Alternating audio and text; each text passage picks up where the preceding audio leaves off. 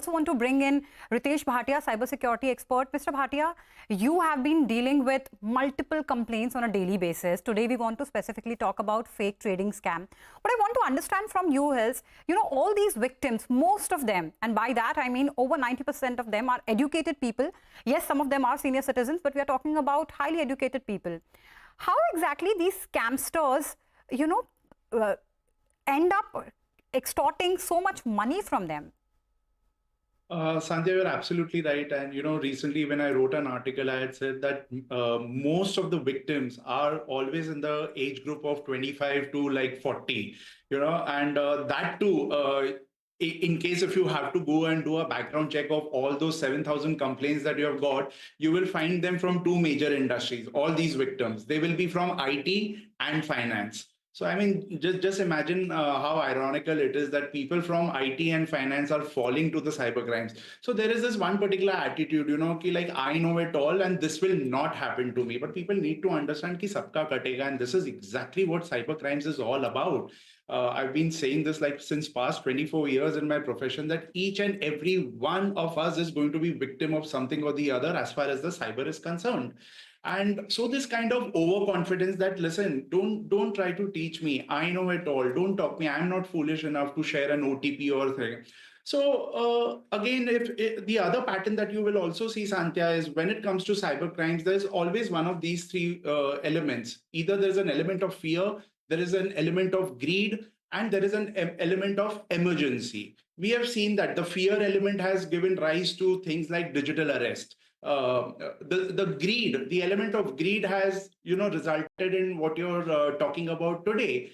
So people get lured to all these particular things. And, at that point of time, the common sense is kept aside and we just fall into the trap. Of course, there is an element of rush also in this, do it now, download this app, don't bother, just say yes, yes, yes to all the settings and, to all the permissions that you're putting. And these people don't realize what they are actually putting. The APK file that Ashutosh was also referring to, it is nothing but a spyware which is actually like, monitoring everything. It's able to see all the images, all the SMSs, even the passwords that you type. So all the keystrokes also. So these are digital space to the scamsters by doing this.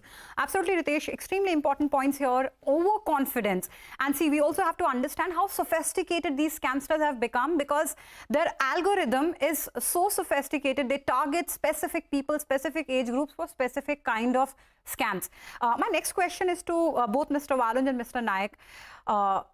Here, this is something for which the government agencies, the trading houses, the experts, in fact, media also, everyone has to come together to spread awareness. And before that, obviously, prevention, and then once it happens, the investigative part of it. But as far as the social media platforms are concerned, what are your expectations from social media platforms? And have you ever tried to, contact them on your own? And how was the response? All right, so I will take that on. Social media platforms are, the greatest and the easiest highway for the consters to, kind of ply their trade. And I say that because, unfortunately, the let us say the freedom of expression, kind of plank that most of these platforms take makes it really extremely easy for the fraudsters and very, very difficult for brands to take action. I'll give you an example.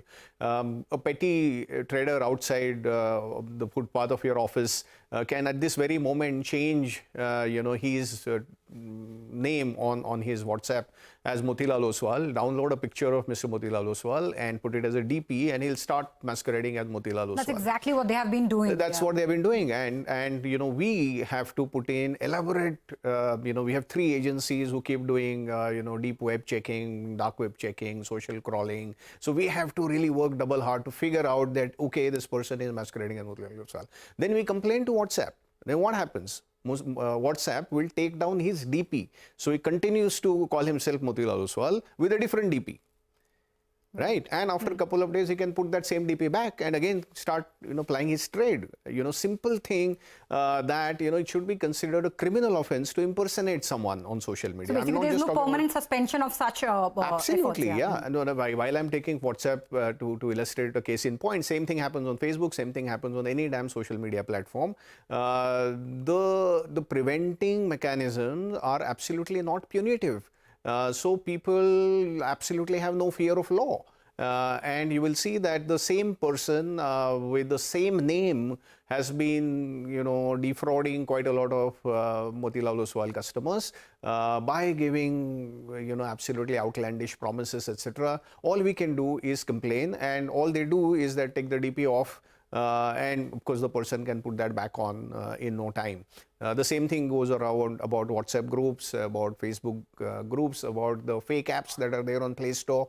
You take one app down, they'll put the other one. Now, of course, we have been very, very vigilant, so they do not register the app on the Play Store. They simply get a private download link. Now that is possible, yeah, on the Play Store. Thankfully, it is not possible on the Apple, App Store. Right. So Play Store has to be a little more, careful. They have to take it extremely seriously. And if these big tech companies are not doing so, I want to use this platform to urge the government to force their hand. And take it very, very seriously. I mean, it is a sham. I'm sorry, the way it is currently being handled by the media companies. Right, Mr. Naik, your take on this? No, yeah. So I'll just endorse what he's saying. For sure, I think all regulated companies and whose brand has been affected by this, they have built up, including us, we have built up good monitoring team who crawls all this social media menaces and tries to bring them down, engaging with WhatsApp, Meta, Facebook, even the Ministry of Home. In fact, what we have noticed is that the WhatsApp numbers, what we see, it's as Indian numbers, but actually it has been operated in countries outside India. So that's something which I think the ministry has also come out with specific circulars on, giving our names where, where this menace has happened, and cross-country interactions also happening to how to catch this people who are involved in this menace. I think it's a collective effort. We should all bring in together to stop this menace. Are required. Mr. Bhatia, I'll come to you for our last question. So what I want to understand from you is, because you also not only deal with your clients, but while investigating those cases, you also deal with cops, you also deal with these service providers. What exactly can be done in order to address all the issues mentioned by Mr. Naik and Mr. Walunj? Intent. All they need is an intent to help out the victims, and there has to be an intent by everyone. The intent needs to be by the bank.